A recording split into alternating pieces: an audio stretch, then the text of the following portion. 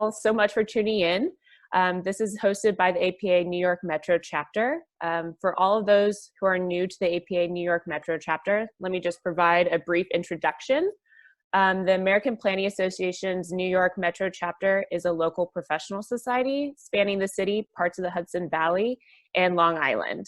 The chapter supports our members, local communities, schools, and practicing professionals through advocating for good planning practice, hosting diverse events, and facilitating professional development opportunities in the New York metro area. So special thanks to Olivia Jovine of the Technology Committee, Bren Hemmings of the Student Representative Committee, and Caroline Perry and Katie Shepard of the Young Planners Group for collaborating on this event and helping it get kicked off today. So for today's agenda, it'll be running as you see on the slide. I will be making some brief opening remarks and introductions for our 5 panelists, who will then share some of their personal stories, speaking openly about their experiences that have helped shape their careers today. This story time and tips will then be followed by a Q&A period where audience members can field their questions to the panelists. And also as a note, as you see at the bottom of the slide, this video call will be recorded with the intention of posting and sharing later on. Also for the audience participation, we would really like some active participation today. We want this to be a fun sharing and learning experience for everyone involved. So if you feel comfortable, please feel free to join by video. We would also prefer if participants ask their questions directly to the panelists. However, if there are limitations, you feel free to use the chat feature of Zoom and the question will be asked on your behalf. So let's begin. So I have the pleasure of introducing today's panelists. Our first panelist is Doneliza Joaquin. Doneliza is an urban strategist with more than 11 years of professional experience in urban planning, civic technology, and management consulting. She was most recently the urban research team leader at the real estate listing startup Localize.city. Our next panelist is Mitchell Korbey. Mitchell is an urban planner and land use attorney with more than 30 years of experience in private practice and government service. He is currently a partner and the chair of Herrick and Feinstein's Land Use and Zoning Group. Our next panelist is Allie Thompson.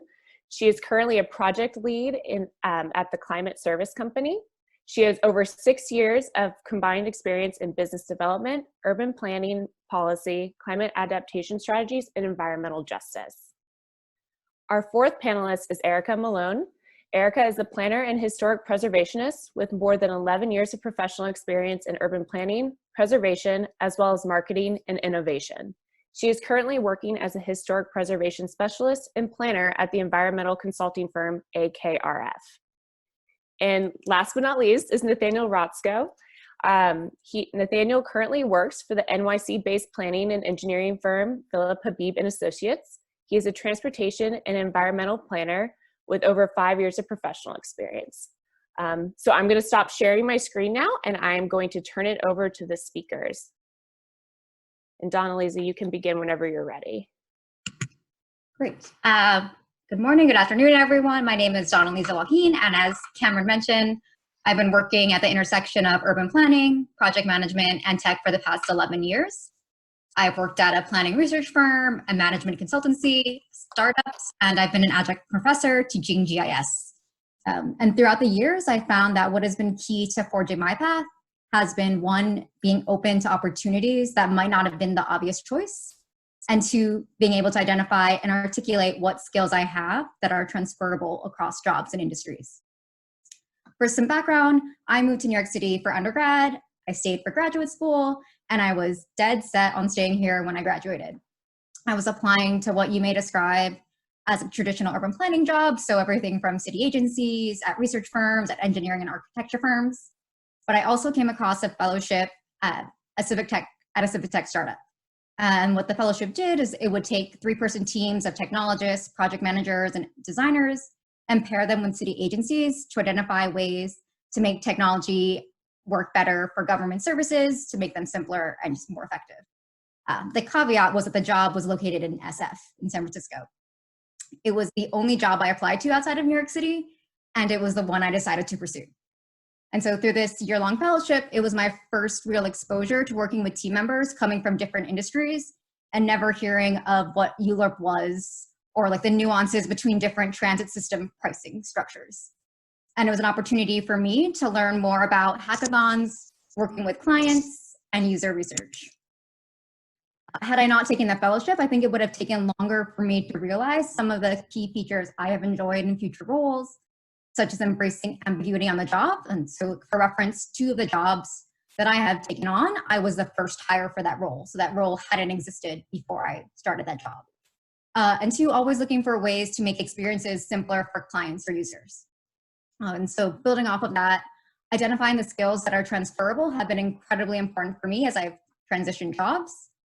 For example, a lot of the data analysis work I did in grad school had me always working in Excel. And when I became a project manager at a consulting firm, I was able to quickly pick up on how to build and manage a project budget, not because I had experience in creating budgets, but because I was already so familiar with Excel that I was able to use the program very well. Or as a researcher, I had no problem writing up 10, 20-page report. But working in client services, you learn very quickly about the importance of an executive summary. And that skill of being able to communicate complex information into concise and easy to understand insights is something that I brought, was able to use at Localize, where you have to write and edit a lot of insights taken from a lot of information. And so instead of a client reading something I wrote, it was a website user. And so thinking about your skills and how to leverage them in different roles is something I would recommend you think about as you're applying and interviewing. And in closing, I would say that one recommendation I would have is to take the time to practice responding to potential questions you would get in a job interview or informational interview that you have set up. It's like if you got a call tomorrow from an employer, you should be able to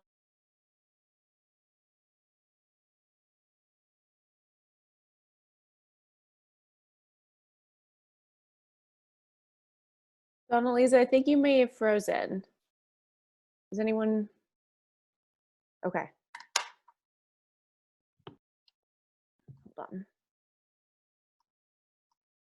Yeah, I think we lost her. Yes, you are.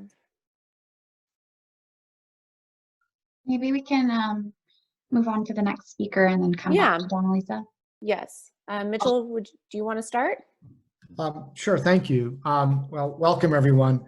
To state the obvious, is an incredibly challenging time to be seeking employment or even thinking about it when, you know, not only are we experiencing this crisis, but the profession itself, of course, is evolving as the crisis deepens and in order to address, you know, the crisis. So I think it's you know, in some ways a fascinating and intellectually charged time, but it's also, you know, presents the challenges that you often have, but also, you know, increased challenges. So as was mentioned, I'm an urban planner and a lawyer. I began my career as an urban planner in Massachusetts, having graduated with a graduate degree in urban planning, and worked outside of Boston, and then moved to New York in 1990 to take a job, an entry-level job, maybe a mid-level job, with the Department of City Planning here in New York, and then worked my way up through the bureaucracy. And in that regard, I was in the right place at the right time, and fortunate to be to make certain connections, and that cliche, being in the right place at the right time, is used a lot. But you know what? It happens to be the case in our careers sometimes, and don't be afraid when that happens. Don't be afraid to take advantage of some fortunate situation like that, and don't necessarily think of it, oh, it's only happening because I happen to have this special you know, event in my life. These things should be seized upon and are good things. In any event, I became director of City Planning's Brooklyn office in the mid-90s, and what an exciting time to be at City Planning and to be involved in planning for Brooklyn, which, as you all know, emerged to become the brand it is today around that time. And then I was appointed to be a commissioner on the city's Zoning Board of Appeals in 1998, the 5-member appeals body in the city for zoning variances and special permits. And I went to law school at night, and then became a lawyer in my early 40s. I was an older first-year associate at a law firm specializing in urban planning and zoning, and now represent clients in front of city planning and the Zoning Board of Appeals and other agencies, and help them navigate and understand the zoning resolution. So in many ways, I did what I did before, but another cliche, on the other side of the table.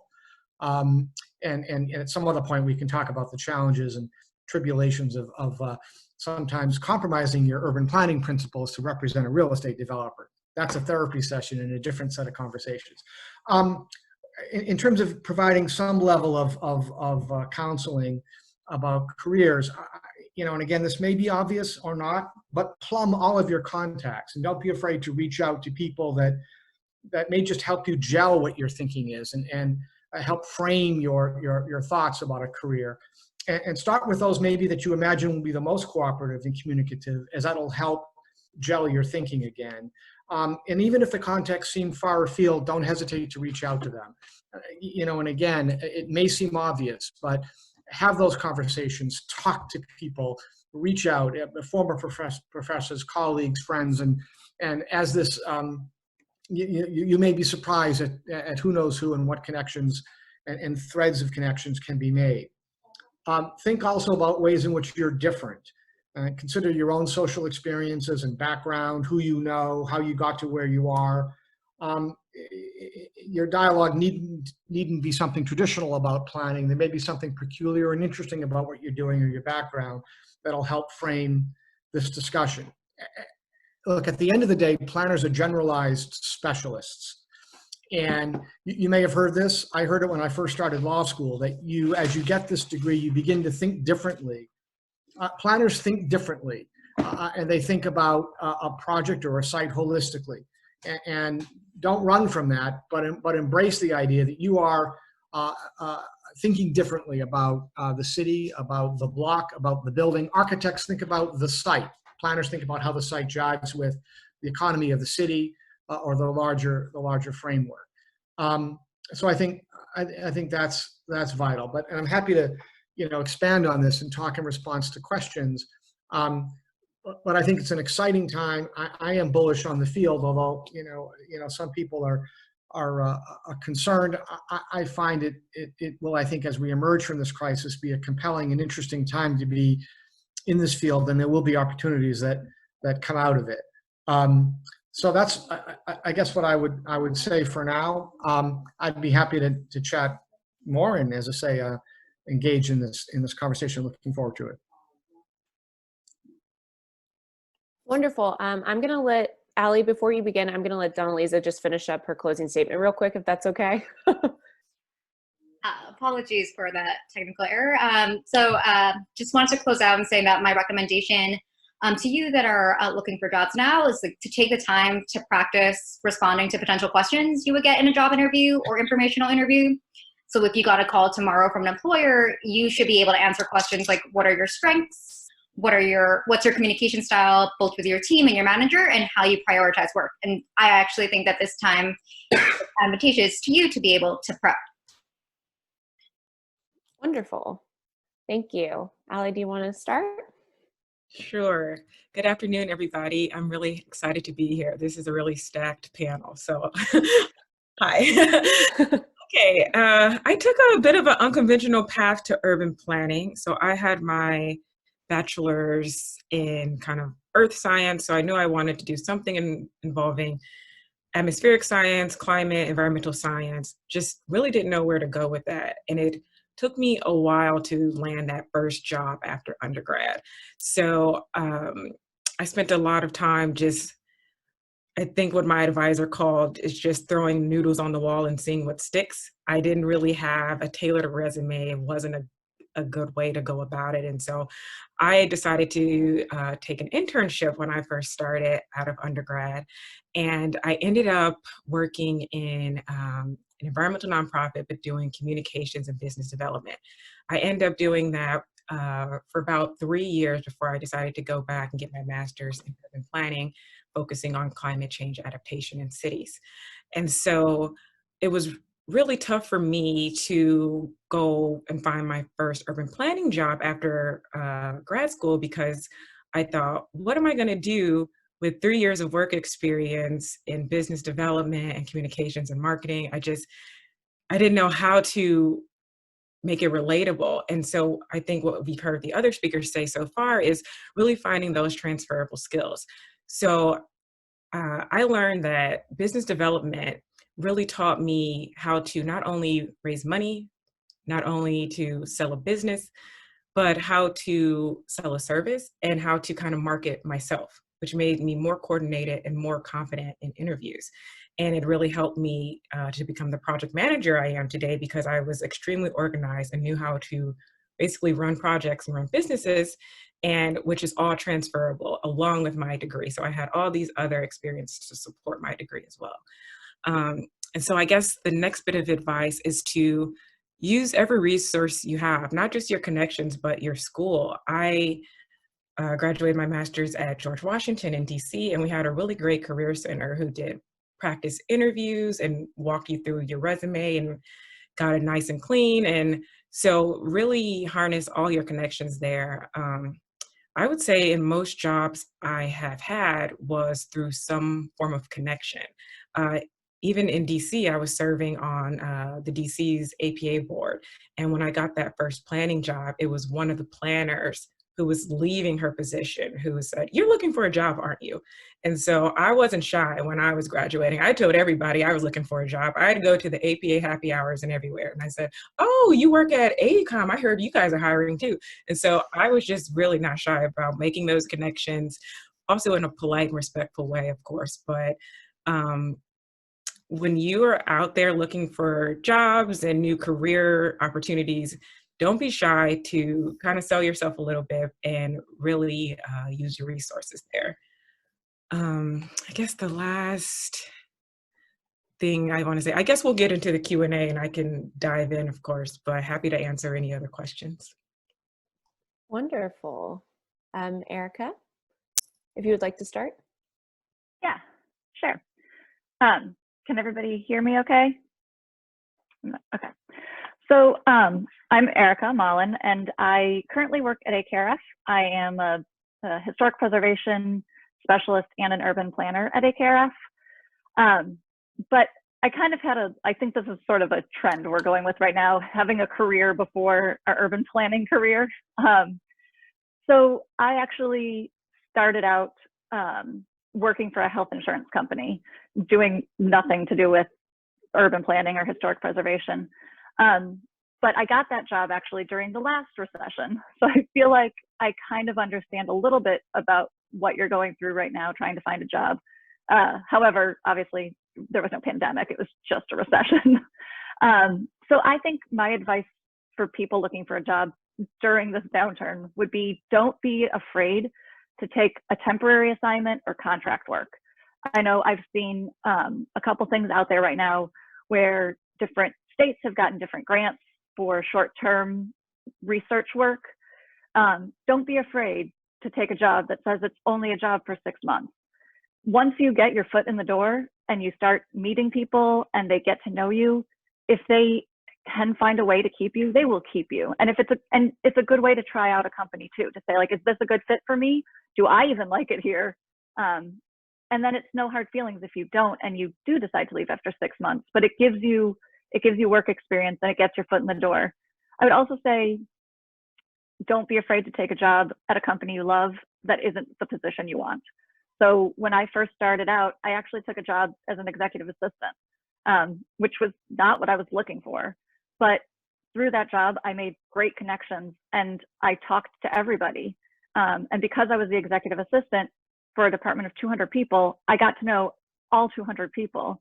And when jobs opened, they knew who I was and they knew my work ethic and they knew my skills. And so they were much more willing to take the risk on hiring me than someone that they didn't know.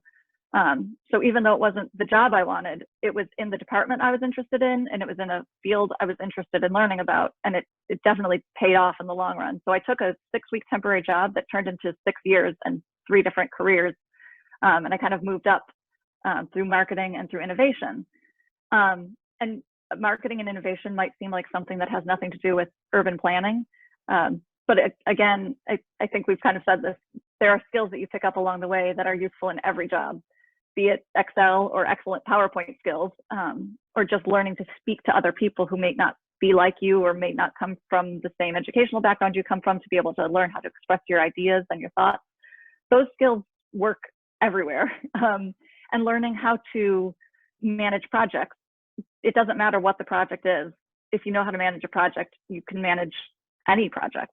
And those are skills that are transferable and that you can add to your resume and that you can talk to people about. So those would be my advice on, I guess, job hunting. As far as networking kinds of things, normally I'm a big fan of like asking someone out for coffee or for breakfast. Obviously, coffee and breakfast seem like bad networking opportunities at the moment. But I think that you should feel empowered to reach out to people and invite them to virtual coffees with you.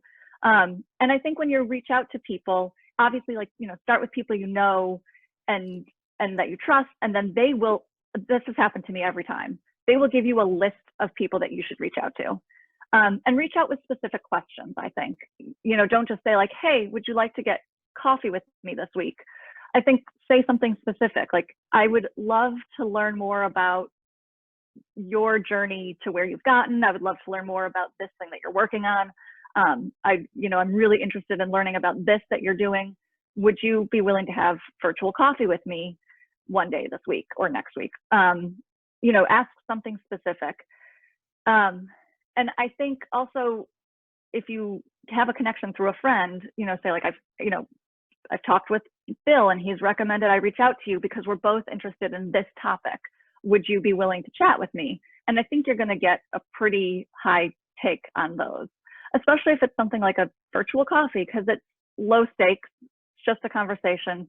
You're not necessarily saying, I hear you have a job opening and I'd like to talk to you about that job. You're saying like, I would like to learn more about this opportunity or this thing that you're working on.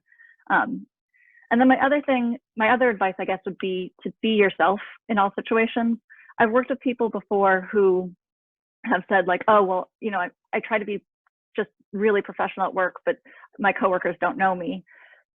Be professional, of course, be professional, but be yourself. If you're not being yourself, you can't make a connection with anyone because they're not getting to know you. And you're just going to be bland and like any other candidate. The way that you're going to differentiate yourself is by being yourself. And if you have a hobby or an interest, talk about those things. And if you find out from somebody else that they like something you like, talk to them about that. At our office, I'm really into hockey, and I ended up getting to know several different people in our office who I never work with in any capacity, but because I noticed that they were hockey fans. And through that, then when things come up, they're like, hey, I'm going to reach out to Erica because that's someone I've met and talked to over something not having to do with work at all, but because we made a personal connection. So I might have stood out to them, whereas I wouldn't have before. So I think those are kind of all my advice to you. And then always send a thank you note, I would say. If you have an interview or a coffee conversation, everyone appreciates the thank you note. So that would be my final piece of advice. Wonderful. Thank you, Erica. Nathaniel? Hey there. How's everyone? All right. So my name is Nathaniel Rotsko. I, like everyone else, came to planning through a slightly circuitous route. Originally, I was going to study industrial design. I wanted to design chairs, beautiful, well-sculpted, well-designed, minimal chairs. But in my undergrad, I took a class. It was just Urban Planning 101, sort of introduction to planning. And I just fell in love with it. You know, I realized it was still design, but more than just making a beautiful object for someone to sit on, you could really impact people's lives. And then just getting more into it, I really fell into sort of transportation, specifically like pedestrian and bicycle safety, things like that. So I got a bachelor's in urban studies from the San Francisco State University. Then I interned with the San Francisco MTA for a year. Then when that was finished, we were in the middle of the Great Recession. So the jobs were a little bit limited. So I started working in a bike shop, just started working on the sales floor. It got me free or cheap bike parts. And also I sort of started doing a lot more bicycle advocacy when I was working there. Ended up managing the shop for a few years, then moved here to manage a shop. And when I wanted to get back into planning, I started sort of researching, what I needed. So I went on LinkedIn, pulled up people who basically had the jobs that I wanted, and looked through their resume. Where had they worked, for how long, what jobs, what skills did they have, and I sort of realized that the jobs that I wanted, people either had 10 years of work experience or a graduate degree. So I went to graduate school, banged that out in a couple of years. In the process, I interned with the New York City Department of Transportation. And then I interned with Philip Habib and Associates. And after graduation, they hired me. So that brings us up to today. And my fellow panelists have really, really covered a lot of great information as far as what recent grads or people seeking a job can, what you can do to sort of help set yourself up. And just two things that I want. First, just to reiterate, connections and networks are so important. The internship that I had with Philip Habib and Associates, I had applied for 3 times and never heard anything back until one of the alum from my school posted on our school site that Philip Habib and Associates was hiring.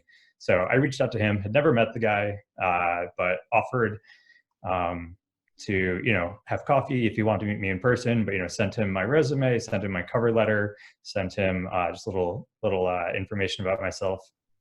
And 2 hours later, I had an interview booked. So just really keeping in touch with people, and just being polite, being courteous, reaching out. Everyone remembers what it was like to get started. No one had a magical run. Everyone's had trials and tribulations. So, people are willing to help, possibly a lot more than what you would expect. Wonderful. Thank you, panelists. That was amazing. So much knowledge. I love it. So I guess we're going to start the Q&A period. And I am going to just start with a quick question, and then I'm going to open it up to the rest of the audience for their questions. So you all have talked about, before getting the job and using connections and networking, but any advice on negotiating an offer for an early career professional? So say they've gotten the job, what is your advice in how they can negotiate their offer? Whoever wants to go. I'll jump right in there. I would say first, do a little research. Use sites like Glassdoor or PayScale to kind of compare your skills and your experience to see if what they're even offering is at market or at the level you would be expecting. And if it's not, then figure out what that number is, and you can counter with that number. But before you do that, something I always encourage people to consider is to look at the entire package of the offer.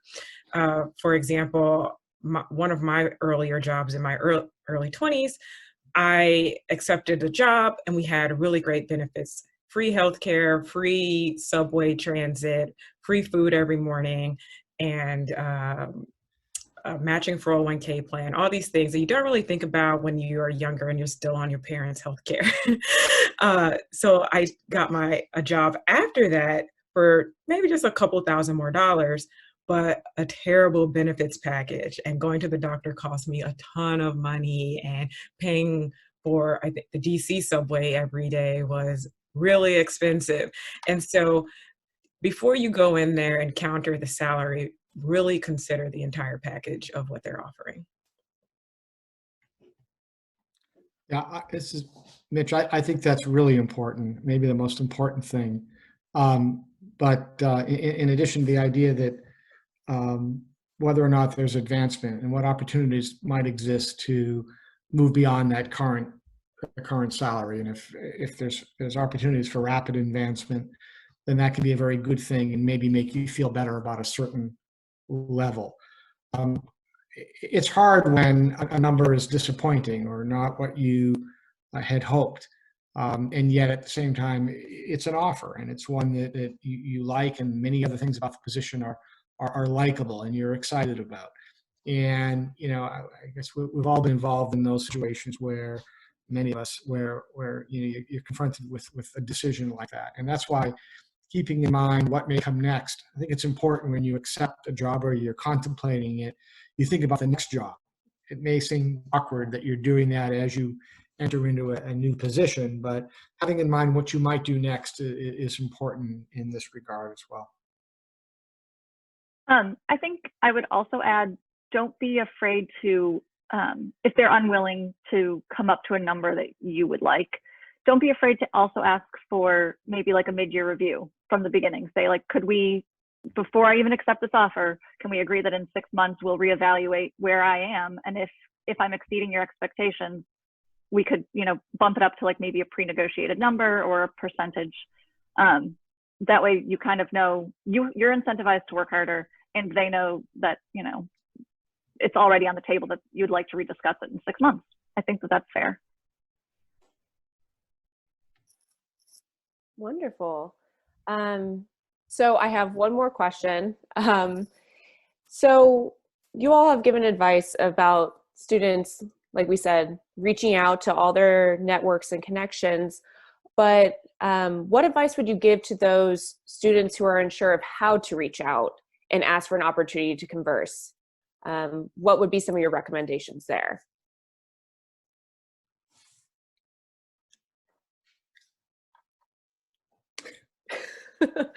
So how to reach out, if you know you have connections, but how to do it is the question. Correct, yes.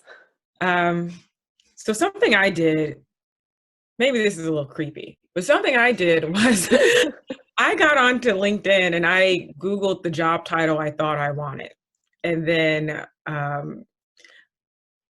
I saw who came up on LinkedIn, and then I would see if I had a mutual connection. And then I would ask that person, hey, do you know so-and-so who works at here at this place? And they say, oh yeah, I know. And then they would make the introduction for me if I didn't want to just do a straight on cold call. So sometimes it's about finding that middle ground.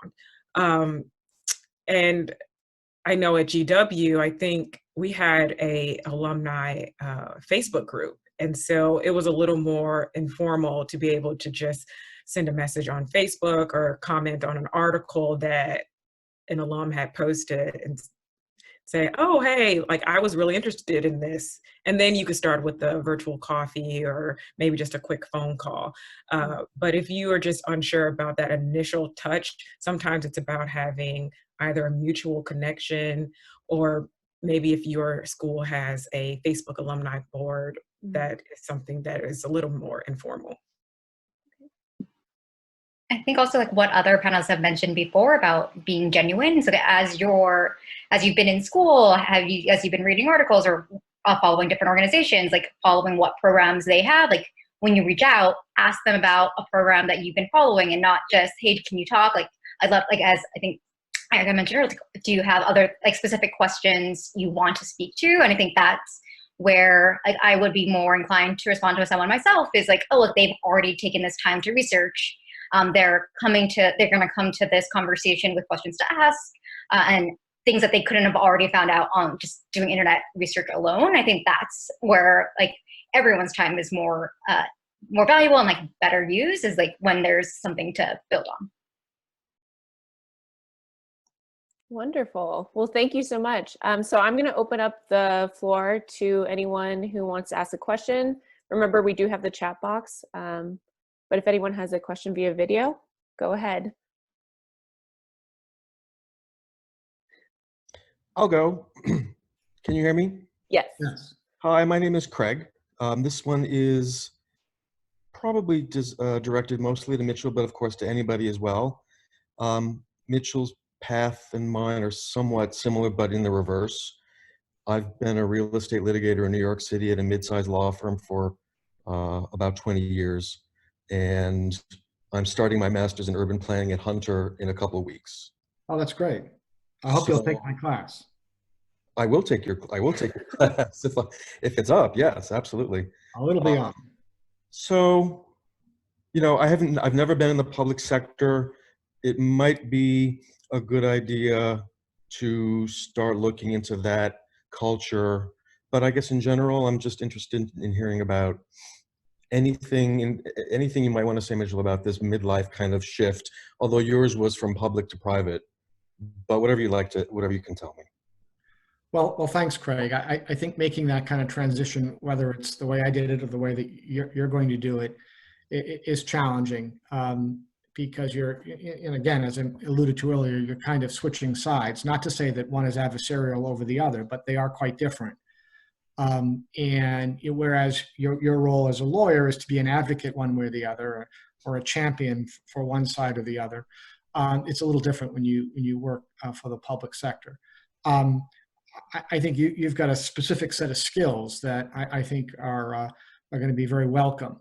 I also alluded earlier to this idea that planners think differently. And when I don't know if this was your experience, but when I started law school, I was told by the dean of students when we all gathered together nervously for that very first meeting, he looked at the group of us and said that the first thing he said, of course, was that it's likely or possible that whatever partner we might have in life may not be there when we're finished with law school because of the difficulties in relationships at law school.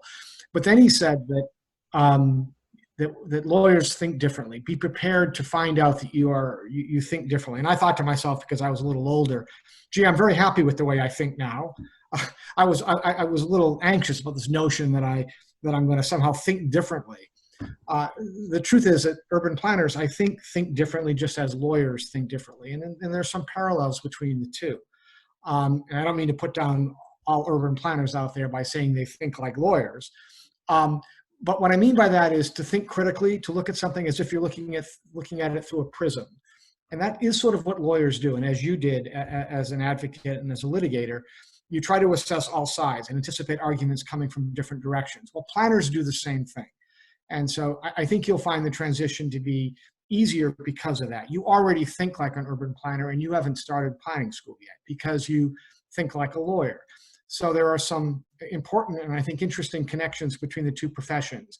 And I think having the joint degree to anyone else that's thinking about law school is really, really useful.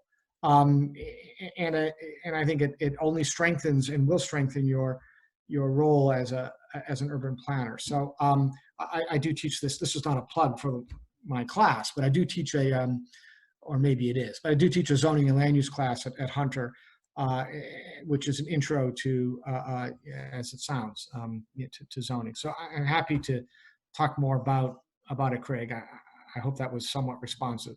Perfect. I look forward to that. Thank you so much. I'd love to add on to that just a tiny bit too. Because I would say, as someone else who started grad school later in life, I also think I needed to like take a step back and remind myself that even though I had a lot of experience and a lot of other knowledge, it wasn't necessarily what I was coming to learn about. And so I have an MBA and I was taking an accounting class for urban planning. And I went into this already kind of miffed that I had to take the class a little bit because I thought like, I have an MBA. I don't need this like intro to accounting class. But it was a very different way of looking at the world. And I struggled for like the first month in that class because I kept thinking in my head, like, I know this already, and this is not the way I learned it. And why can't I get, like, this is so backwards and wrong. I already know this. I had to take that away and be like, okay, I've never learned this before. This is new for me. So I need to just ignore the fact that I feel like I've already learned this and learn it again, because I haven't actually learned it. So that was one little thing I would just say. The voice in your head, you have to kind of mute sometimes. Thank you very much. Thank you. Do we have any other questions? Seeing if there's anything in the chat. I have one. So I grew up in New York and then went to grad school out of state, and my undergrad out of state as well. So I'm back in New York and looking for work. I've probably been looking for a year. And so my question is how can I frame my experience out of state to make it look like a positive? Or I don't have as much work experience or experience in New York overall. So I just kind of wanted to get input on how I could kind of make myself different or still a good candidate for a position in a job.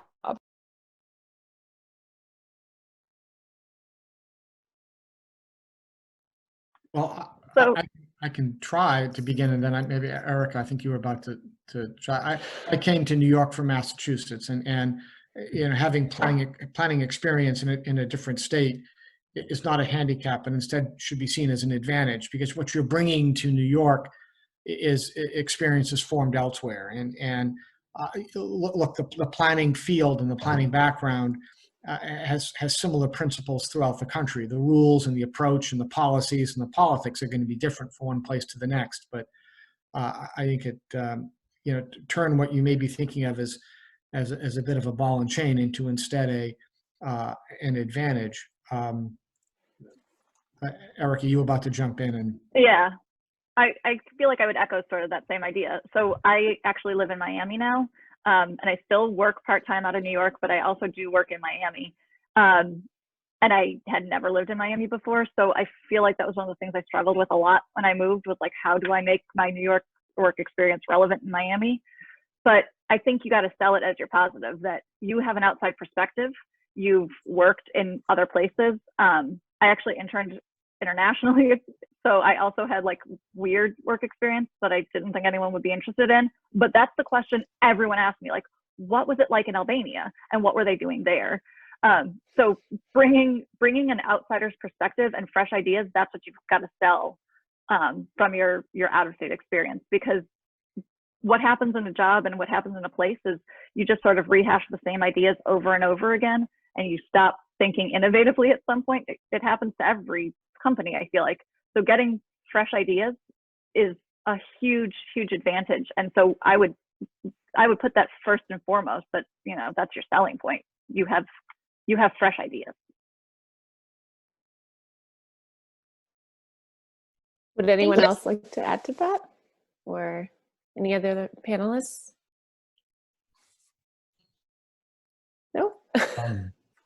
Just to really support what was said and tied in, you know, you can take any experience that you've had, and if you break down that job, you know, whatever tasks you completed in that role, and really describe them, you know, either in your resume or in the interview, to show, you know, using like action words, like, you know, so just saying something that you did, really explaining how that benefited the company, like how your work really helped to move a project forward, or you know, whatever it is. Just taking those things and just learning how to explain them and express them is really important. And Nicole, I believe you mentioned that you are from New York. I think that's also something that you should emphasize, like what is bringing you back? Why do you want to work in New York again? Let's say you're interested in community engagement. Like, are you interested in working in a community that you lived in growing up? And I think that's also an advantage, that as someone that's a New York transplant, like I don't have that background from what this neighborhood was like 15, 20 years ago. But I think that's something that you could potentially bring. Wonderful. Does anybody else have a question they would like to ask? Alec? Hi everyone. Thank you for speaking today. I just have a quick question about your experience in graduate school.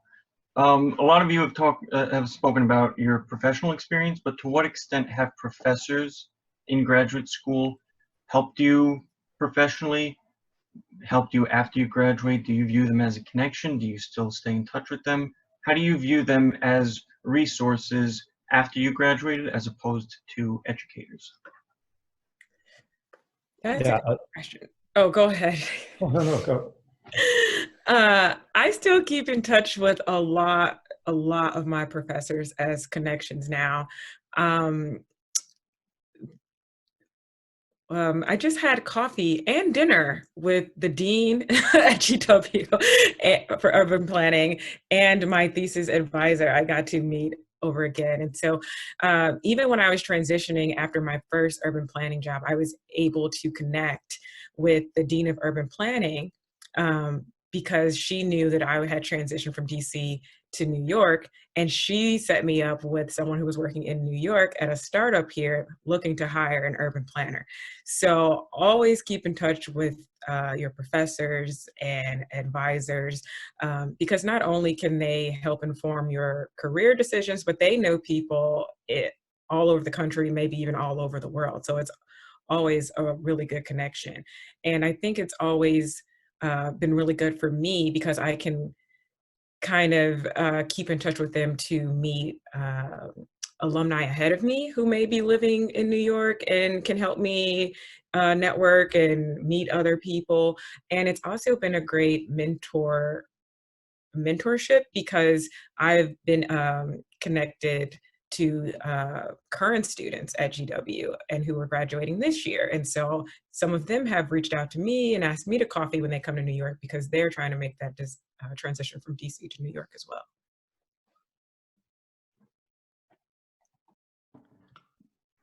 I was just going to say that professors are great resources specifically for letters of recommendation. You know, they will have known your work ethic. They also might be able to just guide you in a lot of different ways, but that's been really beneficial for me, is reaching out to professors, both from undergrad and graduate school, and having letters of recommendation. So I just picking up on what Allie was saying, I think professors often know where their former students are located, maybe even more than the alumni office at the university or college knows. And so plumbing them for ideas about where other folks are and who they might contact, I think is a really great idea that Allie mentioned. And I think they can also be helpful on providing advice on some of the other matters we talked about. Once maybe you have an opportunity, what do they think of that opportunity? And I've reached out to professors. Now, I went to graduate school many years ago, but I've nonetheless reached out to professors when it comes time to thinking about an ethical question you might have. And, you know, I think I like this, or maybe an ethical question or a conundrum about, you know, what path to follow. Professors can be great therapists in that regard, and almost always anxious to talk to former students about, you know, how to help them pursue a certain, you know, path. Thank you all. Do we have one or two more questions? I do have a question, and this relates to a lot of people do have prior work experience before going to grad school, and I do as well, obviously, but as I'm working on my resume and trying to tailor it and like dealing with the different part-time internships that I've had throughout my school or throughout the 2 years of grad school, I'm just kind of wondering, like, how do you tailor your resume? Do you remove some of those positions that you may have had that are not really relevant to the positions that you're applying, but then that would show that may show a gap in the years, or like how did you figure out how to tailor your resume?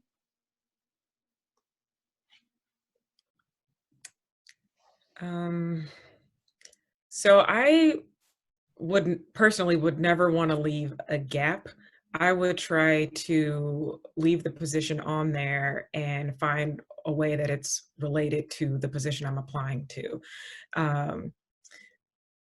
So one of my internships, I think a part of it was to set up a display table and hand out brochures. But I also got to talk to a lot of people about the company I was working for. So when I applied on my resume, I said, I got to talk to 100 people every day. This improved my public speaking and my communication. So I would rather not have a gap, but somehow make my experience related to the position I'm applying to. I agree. And also I set up my resume in 2 separate sections for experience. I have planning related experience where I have all the jobs and internships and advocacy work. And then below that, I have just a professional experience where I talk about like managing bike shops and things like that. So you're not leaving a gap.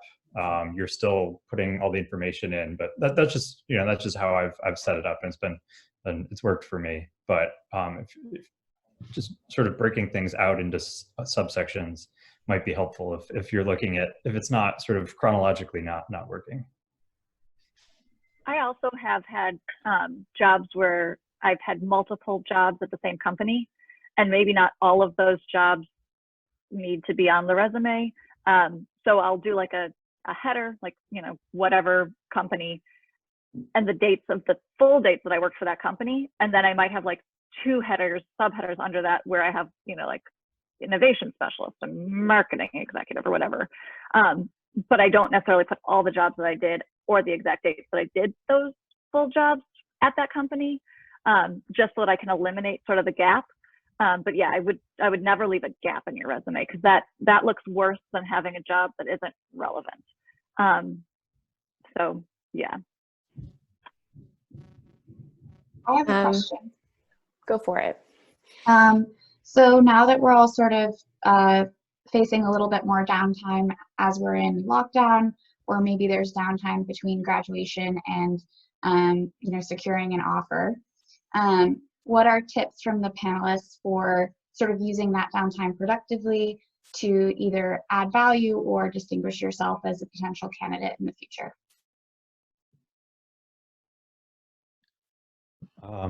You can always take the time to do research.